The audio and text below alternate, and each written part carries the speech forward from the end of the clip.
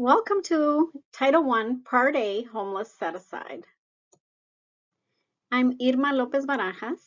I'm the Homeless Education Consultant with the Office of Educational Support with the Michigan Department of Education. During this presentation, we will be reviewing the requirements for Title I, Part A, Homeless Set Aside. We will be going over a 6-step process for guidance on determining the reservations. And we will also explore a Title I Part A Homeless Set-Aside worksheet to document and support the 6-step process. For the requirements, we are looking at the purpose of Section 1001, which is Title I Part A.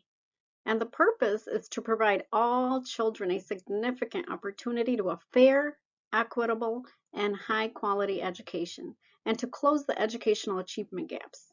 We do this by removing barriers.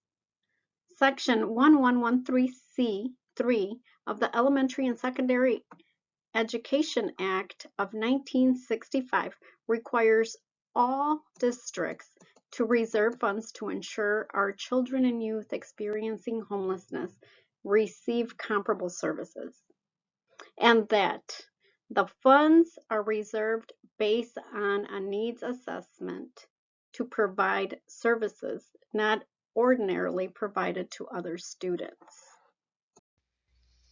Over the last few years, the U.S. Department of Education has increased guidance and monitoring related to the Title I Part A homeless set-aside.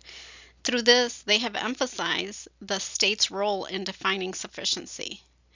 Beginning the spring of 2023, Michigan rolled out updated guidance referenced in this recording, as well as a worksheet template for districts to use when considering the needs of students experiencing homelessness and the amount that would be set aside to meet those needs.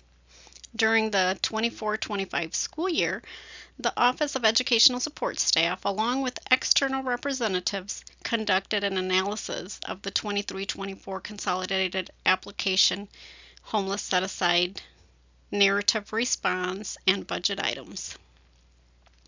Through the analysis, the team considered the identified needs, budgeted line items, reported set-aside amounts, and counts of identified students experiencing homelessness, as well as how districts reported braiding funds.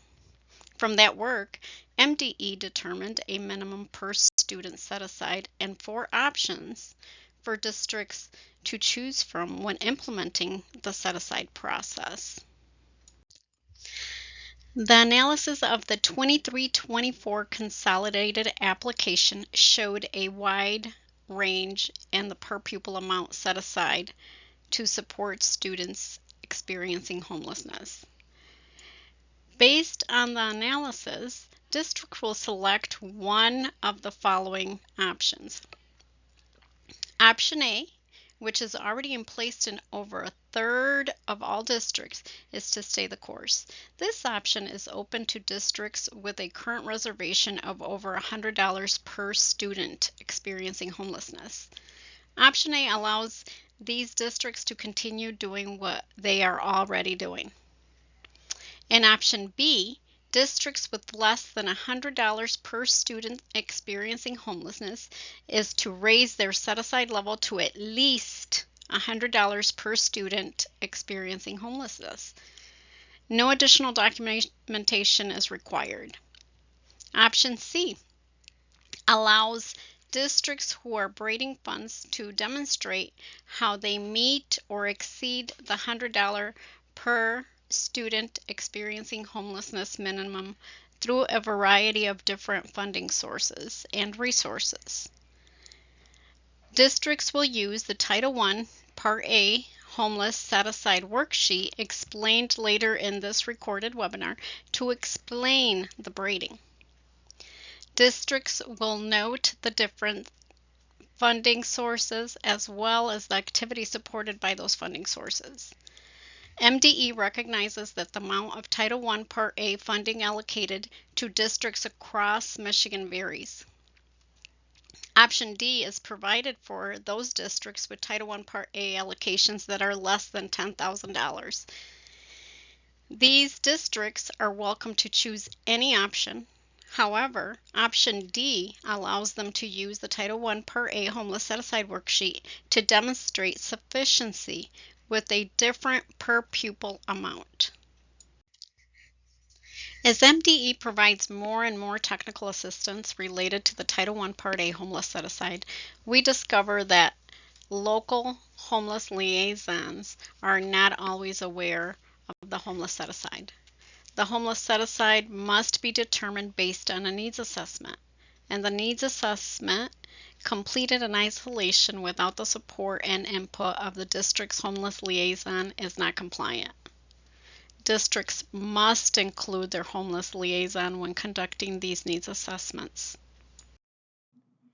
Here we provided the link to the Michigan Department of Education Title IX McKinney-Vento homeless page, where you can find guidance documents on Title I Part A homeless set-aside under our resource materials section. One document is the 6-step process for determining appropriate Title I Part A homeless set-aside reservations. We'll be going over the 6-step process. The document addresses a couple of points of comparison that districts may use when evaluating outreach and identification. It also provides samples of allowable activities. It has U.S. guidance on some additional uses of Title I Part A funds and 2 principles that govern the use of Title I Part A funds, which we will also address. We also provided a link to the Title I Part A Homeless Set-Aside Needs Assessment Worksheet. It's a very comprehensive tool that will enhance your process if you have one in place. And if you don't, it will walk you through the entire process for setting your allocations. We will go deeper into the worksheet during this technical assistance presentation. The 6-step process for guidance on determining reservations. Step number 1, the Title I coordinator must meet with the district McKinney-Vento liaison, and when possible, the McKinney-Vento regional grant coordinator to assess and discuss the needs of the district students experiencing homelessness. Additional members may also be included in the team. In the first step, it is very important to include the McKinney-Vento liaison. This is the person that will know your students' needs and will know what's available in the community to serve the students and families experiencing homelessness. Unfortunately, this is not happening consistently, and we see it in the outcomes, in the gap in graduation rate. Step number 2, the district team uses the data collected by the district liaison and the grant coordinator to prioritize the students' needs. Step 3, the district team is going to determine which of the identified needs the district will prioritize with Title I Part A homeless set-aside funding after considering other available funding sources. The district will coordinate with community, local, state, and/or federal funds and resources, including the McKinney-Vento Regional Grant Consortium project. Step 4, the district team is going to develop strategies, activities, and related services to address the prioritized identified needs. Step 5, the strategies and activities will be included in the district's continuous improvement plan and the Michigan Integrated Continuous Improvement Process Platform, the MICIP. Step 6, the funds will be budgeted within the consolidated application Title I Part A district budget detail to support the specific services. The funds reserved for services for students experiencing homelessness and the cost of the homeless education liaison will need to be entered in the reservation table in the Title I school selection application in Nexus. This information is part of the consolidated application. Here are some data considerations for the 6-step process. Districts will use data reported in MSDS to reflect on the identification of students experiencing homelessness, and myschooldata.org to reflect the achievement outcomes of students experiencing homelessness. Districts may compare identification rates to national or state averages. National averages are provided here for you. Districts may use the comparison point of all students for the grade level when considering achievement data as well. These formulas will also assist the district if the district is under the 2.5% national average, or if the district has not identified any students as experiencing homelessness. With this point of comparison, the district will consider the following. What does housing instability look like in our community? Which community agencies can we partner with to deepen the understanding of homelessness in our area? What insights can be learned from the district's homeless education liaison, the McKinney-Vento grant coordinator, and other consortium member districts? What is the root cause of the lack of identification? The why. This will get us to the what. What do we need to do? What's next? USAID guidance on McKinney-Vento homeless education.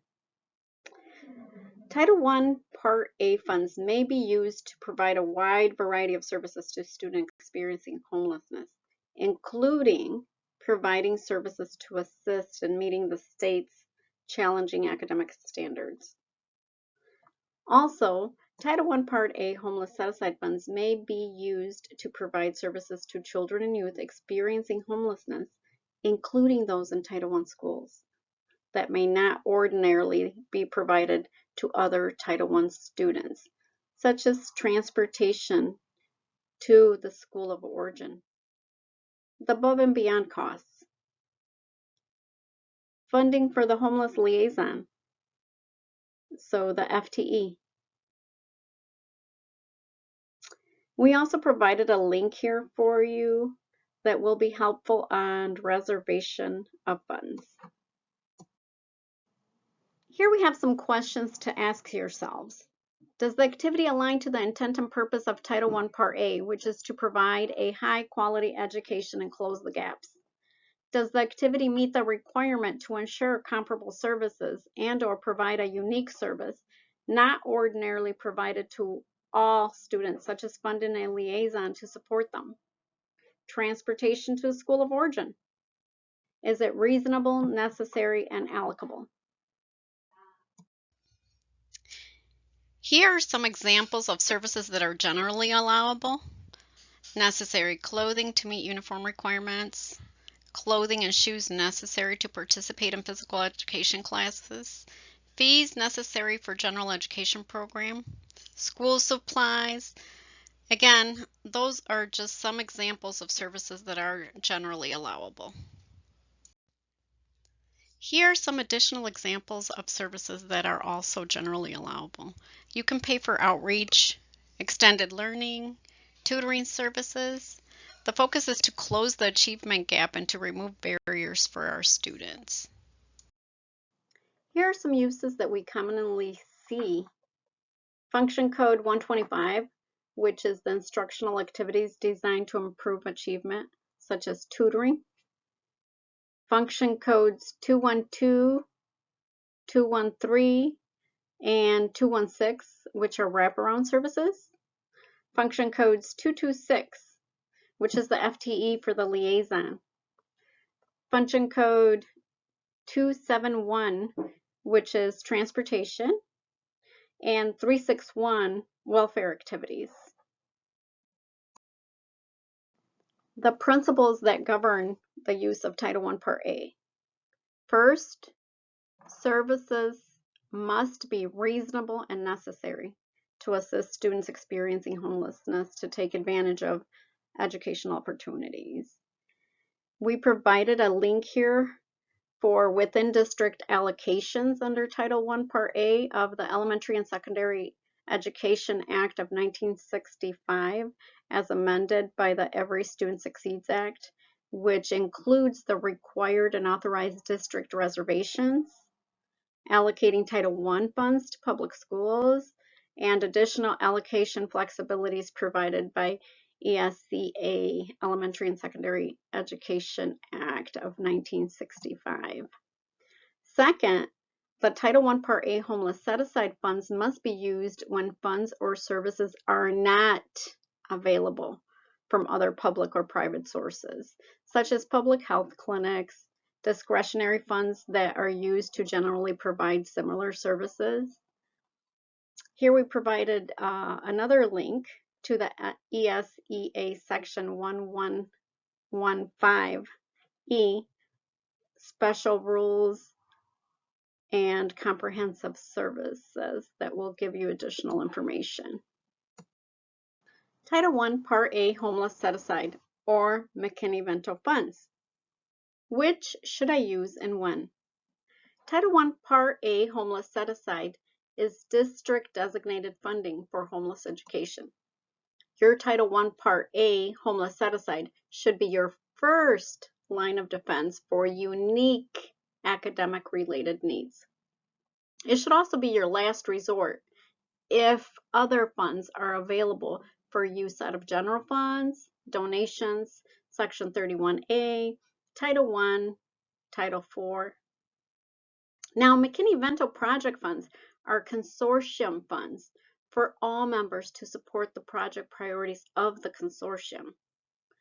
McKinney-Vento project funds may be braided with Title I Part A homeless set-aside or other funding sources. An example of braiding funds. You have a student experiencing homelessness who's in the debate team and needs assistance to fully participate. We need to remove barriers. That is the need. The braiding of funds. You use Title IV to pay for the club fee. That's one section of the braid. You use Title I Part A homeless set-aside to provide transportation home after school. That's the second section of the braid.